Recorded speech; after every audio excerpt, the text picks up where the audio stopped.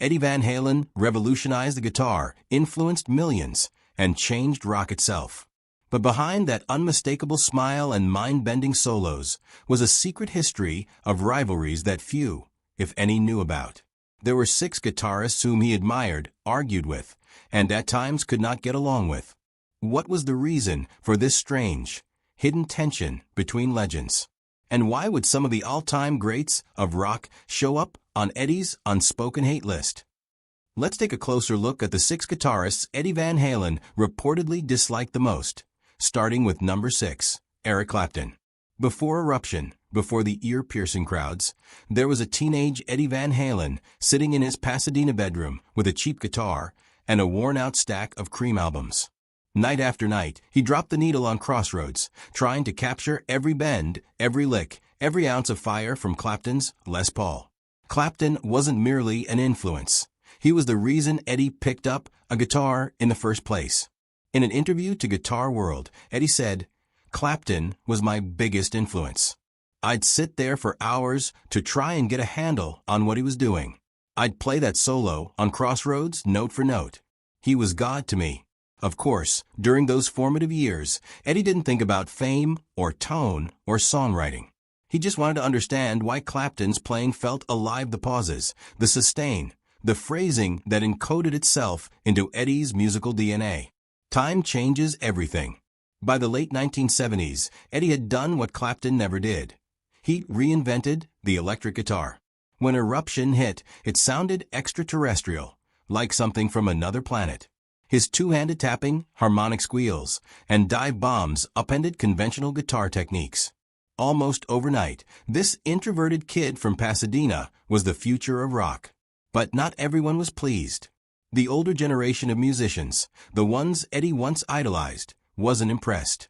In 1980, Clapton was asked his opinion of Van Halen, and his dismissive tone left Eddie stunned. "He's very good technically," Clapton said, "but I don't hear much soul." The comment devastated him. The man who inspired him in the first place called his playing mechanical. Years later, Eddie would admit, "It kind of broke my heart. I learned everything from him. I wasn't trying to outplay him. I was inspired by him. To hear that he didn't like what I was doing really got to me." Eddie never fired back publicly. He never badmouthed Clapton in interviews. But friends said he quietly struggled with the disappointment of being rejected by his idol. Their conflict was partly one of philosophy. Clapton had built his playing on restraint and feel, a blues-rooted approach in which tone told the story. Eddie, in contrast, reveled in experimentation, distortion, feedback, and freedom. They represented 2 eras. Clapton epitomized the music of the 1960s.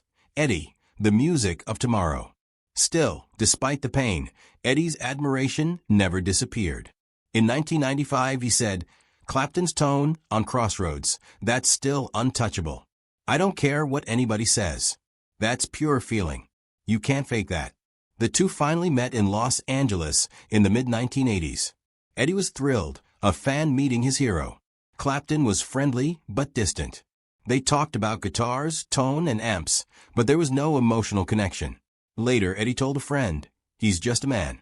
I think I love the myth more than the person." That encounter changed him. It made him realize that legends weren't gods.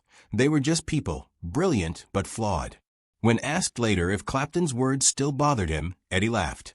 "Nah," he said. "Maybe he didn't understand. Maybe I didn't understand him either. We're from different planets, man." That line said it all. Clapton played in shades of blue and shadow. Eddie painted with neon light. After Eddie's death in 2020, Clapton reportedly spoke warmly of him in private, calling him a true innovator, though he never said so publicly. Fans who knew their story understood the unspoken respect behind those words.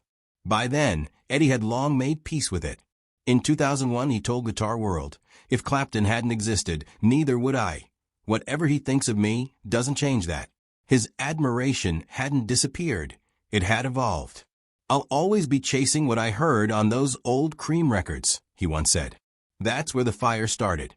Eddie's sorrow over Clapton cut deep, but his next confrontation was even hotter. This time, it wasn't heartache, but rivalry. Two guitar gods, one stage, and no room to bend. How did Eddie Van Halen square off against the dark sorcerer of the Stratocaster? That brings us to number 5, Richie Blackmore. Few things are more intense for a young guitarist than meeting an idol, especially when that idol is Richie Blackmore, the mysterious genius behind Deep Purple and Rainbow. For young Eddie, Blackmore wasn't just a guitarist. He was a prophet of tone. Eddie painstakingly learned Burn and Highway Star note for note, replaying them until his fingers bled. He envied Blackmore's precision, aggression, and the haunting sense of drama in every riff. To Eddie, Richie was one of the rare players who could make a guitar sound alive. When Van Halen's debut exploded in 1978, Eddie suddenly stood among the very men he'd idolized. He was no longer the teenager with a cheap Strat copy in his bedroom. He was now their equal, a modern guitar titan rewriting the rules of rock. But the dream turned sour when he finally met one of his heroes. In a 1982 interview with guitar players Jazz Obrecht, Eddie recalled their encounter. "He just stared at me," Eddie said. "Wouldn't say, hi, nothing. I was crushed. I thought, wow, I looked up to this guy my whole life and he just blew me off." That silence cut deeper than any insult. Eddie wasn't arrogant or conceited. He was disarmingly open, the kind of man who could talk for hours about gear, pickups, and wiring.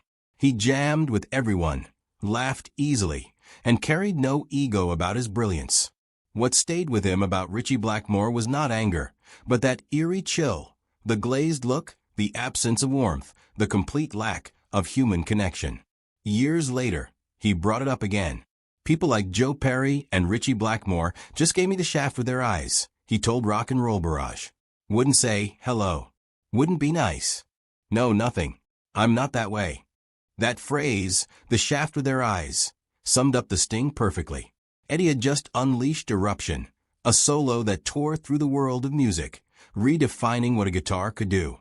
It forced every other guitarist on earth to reconsider their approach. Yet, the same men whose posters once covered Eddie's teenage bedroom now looked at him not with admiration, but with suspicion, even disdain. Some of that came from Richie Blackmore's personality. He was notoriously difficult, even with his own bandmates. His mystique depended on keeping people at a distance. And when Blackmore was asked about Van Halen years later, his reply was part praise, part jab. "He's a good player," Blackmore said, "but I think he plays too many notes." That comment was debated for decades.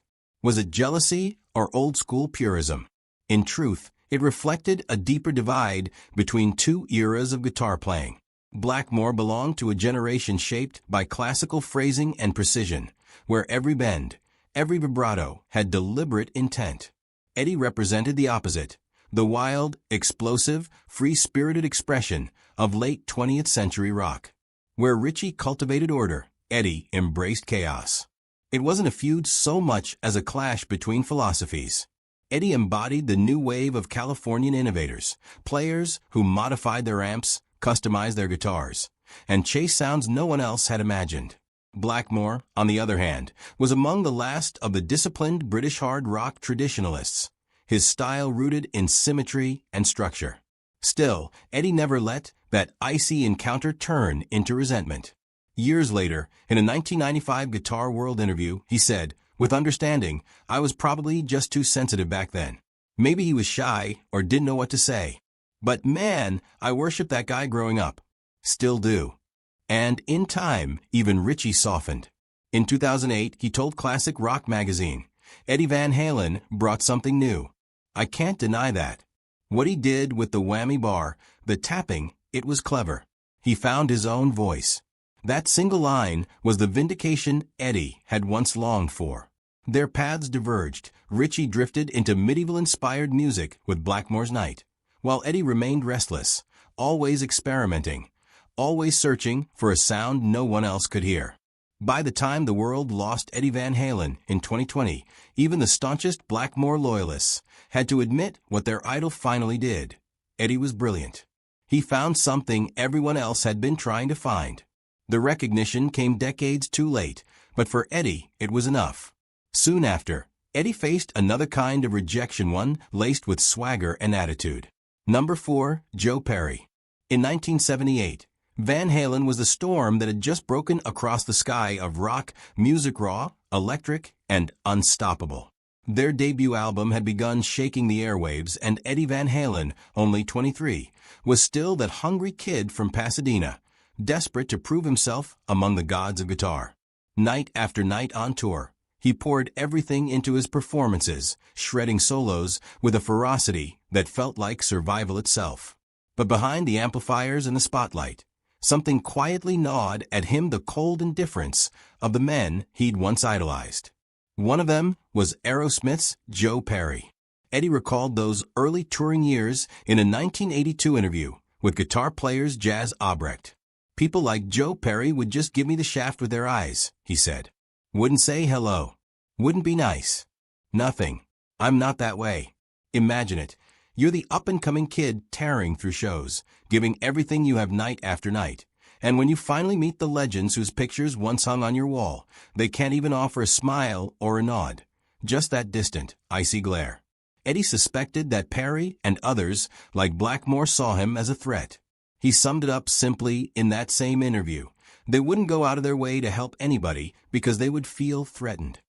It wasn't bitterness, it was honesty. The rock world of the late 1970s was splitting down the middle. The old guard, led by players like Perry, had been all about bluesy swagger, groove, and grit.